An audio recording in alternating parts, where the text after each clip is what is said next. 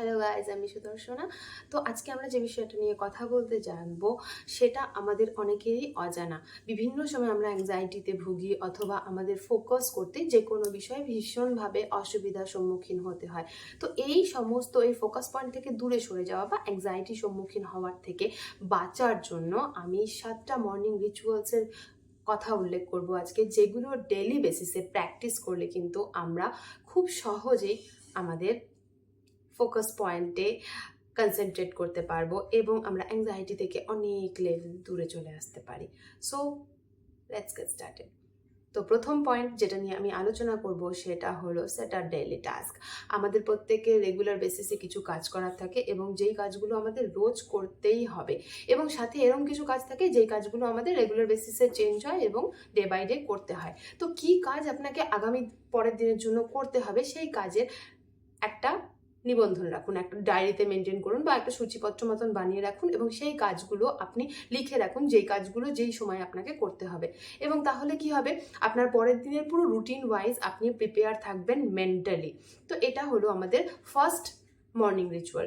And second morning ritual is eating habits change করুন। অর্থাৎ আমরা অনেকেই ব্রেকফাস্ট স্কিপ করে দিই অনেক দেরিতে ওঠার ফলে বা তাড়াতাড়ি কাজে যাওয়ার প্রবণতা থাকার ফলে বা আমাদের লেট করে বিভিন্ন কাজ করার ফলে আমাদের মর্নিং ব্রেকফাস্ট যেটা আমরা নিই সেটা অনেক সময় স্কিপ করে দিই। তো ব্রেকফাস্ট স্কিপ করা মেন্টালি এবং ফিজিক্যালি কোনোভাবেই কিন্তু ভালো নয়।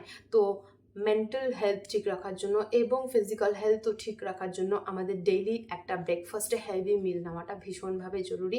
এবং সেই হেভি মিলে অবশ্যই ফ্রুটস অ্যান্ড ফ্রেশ ভেজিটেবলস অল্প পরিমাণে হলেও রাখতে কখনোই ভুলবেন না, এবং অবশ্যই যেন প্রোটিন থাকে ব্রেকফাস্টে সেই ব্যাপারটারও বিশেষ খেয়াল রাখবেন।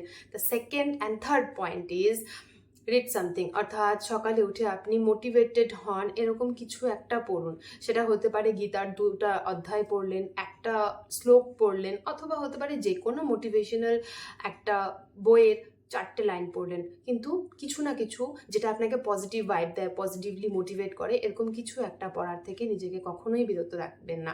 এই মর্নিং রিচুয়ালসটা রেগুলার বেসিসে ফলো করবেন। এবং 4 নাম্বার যে মর্নিং রিচুয়ালসটা ফলো করতে বলবো সেটা হলো জল খাওয়ার অভ্যাস। হ্যাঁ, সকালে খালি পেটে জল খাওয়াটা একটা ভীষণ ভালো অভ্যাস শারীরিক কন্ডিশনের জন্য, শারীরিকভাবে নিজেকে প্রিপেয়ার করার জন্য বা ডেইলি স্টার্ট করার জন্য। এটা তো আমরা প্রত্যেকে জানি, এটা কিন্তু ভীষণভাবে মানসিক শক্তি বৃদ্ধিতেও সহায়ক। তো এই কাজটা করতে কখনোই ভুলবেন না। অ্যাটলিস্ট 1 গ্লাস জল রোজ সকালে উঠে খাওয়ার চেষ্টা করুন। এর পরের পয়েন্ট যেটা আসছি, ভীষণ ইম্পর্টেন্ট, মেডিটেশন। হ্যাঁ, আমরা দিনে প্রচুর সময় বিভিন্ন কাজে ব্যয় করি এবং বিভিন্ন কাজের সাথে সাথে বিভিন্ন মানুষের জন্য বিভিন্ন সময় ব্যয় করি। তো কেমন হবে যদি দিনের প্রথম শুরুর জাস্ট 5 থেকে 10টা মিনিট নিজের জন্য ব্যয় করতে পারি। আমাদের জীবনের থেকে এইটুকু সময় নিজেকে দেওয়াটা কিন্তু ভীষণভাবে গুরুত্বপূর্ণ। তো ডেইলি 5 থেকে 10 মিনিট, অ্যাটলিস্ট 5 মিনিট মেডিটেশন করতে একদিনও ভুলবেন না। এরপরের যে পয়েন্টটা আসছি, গ্র্যাটিটিউড জার্নালিং। গ্র্যাটিটিউড মিনস খুব ভালোভাবে থ্যাঙ্কস বলা, যার প্রতি আপনি ভীষণভাবে কৃতজ্ঞ তাকে থ্যাঙ্কস বলা, তাকে ধন্যবাদ জানানো, দ্যাট ইজ কল্ড গ্র্যাটিটিউড। তো আপনি লিখতে পারেন, যদি লেখার সময় না থাকে অন্তত মনেও 2 মিনিট স্মৃতিচারণ করুন এবং আজকের দিনে প্রত্যেক দিন সকালে উঠে এটা ভাবার চেষ্টা করুন যে আজকের দিনটার জন্য আপনি কার কাছে কৃতজ্ঞ এবং কীভাবে কৃতজ্ঞ। যদি ভীষণভাবে নেগেটিভ ভাইবের দ্বারা আক্রান্ত হন সেক্ষেত্রে হয়তো বা আপনি প্রথমেই এরকম খুঁজে পাবেন না। তো সেক্ষেত্রে সম্ভব হলে ভগবানকে অথবা নিজের প্রকৃতি, পৃথিবী, জল, বায়ু, আবহাওয়া এবং খাদ্য যেটা আপনি রেগুলার বেসিসে নিচ্ছেন, এই সমস্ত কিছুকে গ্র্যাটিটিউড জানাতে কখনোই ভুলবেন না। এটা আমাদের ভীষণভাবে একটা পজিটিভ ভাইব দেয়। তো এর সাথে আরও একটা ব্যাপার যোগ করতে চাইবো, 7th অ্যান্ড ফাইনাল, সেটা হলো স্ট্রেচিং।